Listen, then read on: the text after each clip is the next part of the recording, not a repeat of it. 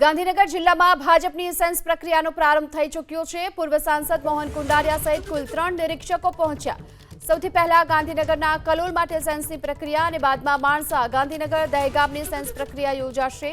ગાંધીનગર જિલ્લા પંચાયત માટે ભાજપની આ સેન્સ પ્રક્રિયાની શરૂઆત થઈ ચૂકી છે।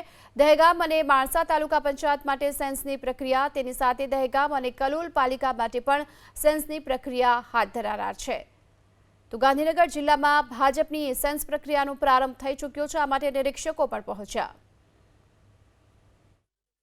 તો ગાંધીનગર જિલ્લાની સ્થાનિક સ્વરાજ્યની સંસ્થાઓ માટેની સેન્સ લેવાની પ્રક્રિયા ચાલુ છે। 3 નિરીક્ષકો પણ આપણી પાસે આવી ગયા છે। અહીંયા પૂર્વ સાંસદ મોહનભાઈ કુંડારિયા, જૂનાગઢના પૂર્વ મેયર આદ્યશક્તિબેન અને માનસી ચૌહાણ સહિતના આગેવાનો અહીંયા પહોંચ્યા છે।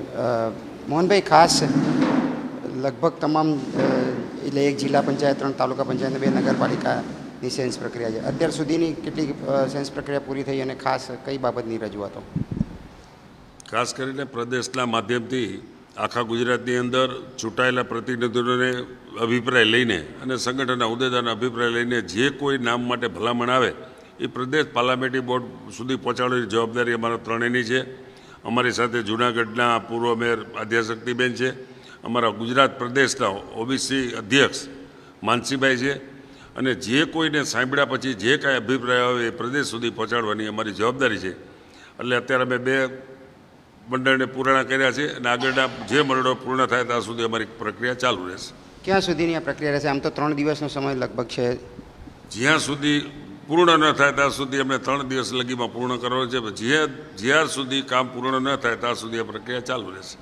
સેન્સ પ્રક્રિયા બાદ આગળની કાર્યવાહી શું રહેશે? આગળની કાર્યવાહી પાર્લામેન્ટરી બોર્ડે નક્કી કરવાની છે। અમે જે કાંઈ સેન્સ પ્રક્રિયા પૂર્ણ કરી જે કાંઈ અભિપ્રાય આવશે અમે પ્રદેશ પાર્લામેન્ટરી બોર્ડમાં પહોંચાડશું। તો સેન્સ પ્રક્રિયા ચાલુ છે। દહેગામ અને કલોલની પ્રક્રિયા પૂર્ણ થઈ ચૂકી છે। હજુ પણ દિવસભર આ સેન્સ પ્રક્રિયા હાથ ધરવામાં આવશે અને જે રિપોર્ટ જે છે એ પ્રદેશ પાર્લામેન્ટરી બોર્ડને આપવામાં આવશે અને આખરે પ્રદેશ પાર્લામેન્ટરી બોર્ડ મળશે તેમાં આખરી નિર્ણય લેવામાં આવશે।